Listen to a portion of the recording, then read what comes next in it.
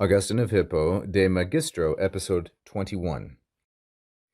Augustinus, non id quaedro ut pro una voce notissima aliam vocem aeque notissimam, quae idem significat dicas, si tamen idem significat, sed interdrim concedamus ita esse. As Augustine continues his dialogue, in order to get some context, you're going to need to watch episode 20.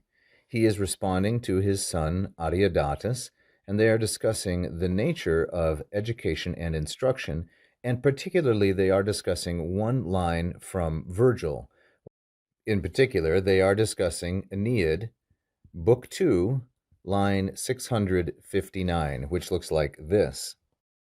Namely, si nihil ex tanta superris placet urbe relinqui, and they are discussing in particular the preposition ex, and Ariadatus has suggested that in place of ex, they use the preposition de.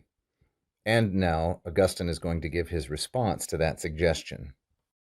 He says, I am not looking for, seeking, asking, that's quaero, I'm not asking this or seeking this, ut dicas, that in place of one very well-known word, una voca notissima, so we have una and voca and notissima, all three of these in the feminine singular and ablative, because vox is feminine and the preposition pro takes the ablative.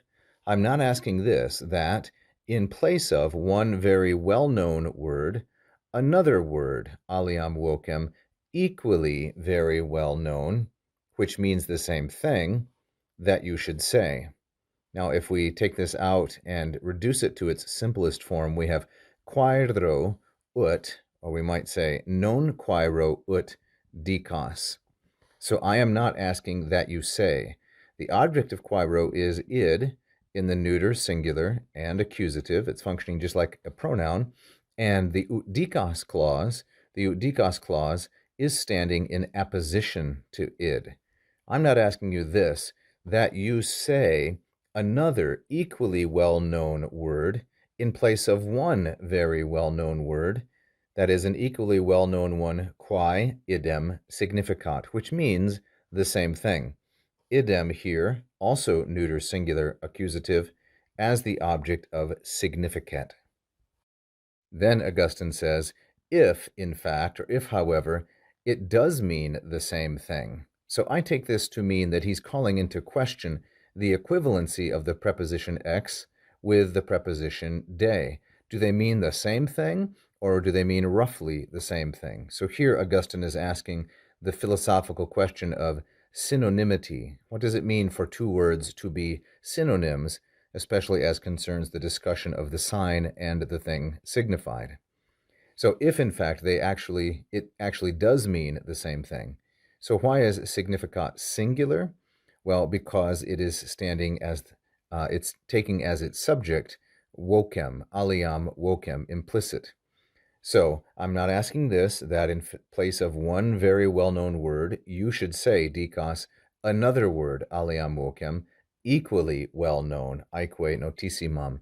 Aeque here, of course, is an adverb. We shouldn't neglect to say that.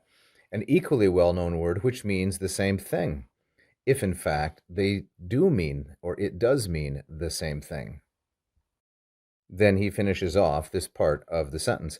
But, said, in the meantime, meanwhile, there's a temporal adverb, but in the meantime, let us grant, concedamus, let us grant that this is so, ita esse. Let us grant that the two words actually have the same meaning. This would be argumenti causa, for the sake of argument, or just to advance the discussion. So this portion is pretty straightforward. Concedamus is going to introduce oratio obliqua, indirect discourse, and ita esse, then, is the indirect statement. What about concedamus? Let's parse it. It's going to be first, plural, present, subjunctive, and active. Now, what kind of a subjunctive is it? Well, it is, first of all, independent subjunctive. It's not subordinated to anything else, and we're going to take it as hortatory. A hortatory subjunctive gives a command to ourselves. So let us grant, let us do that, says Augustine. Thank you so much for watching this free video. I hope that you learned a lot about the classical languages and advanced your knowledge and enjoyment.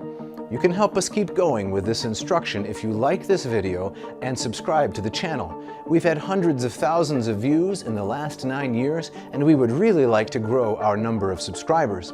If you hit the little bell, you will be notified every time we release a brand new free instructional video.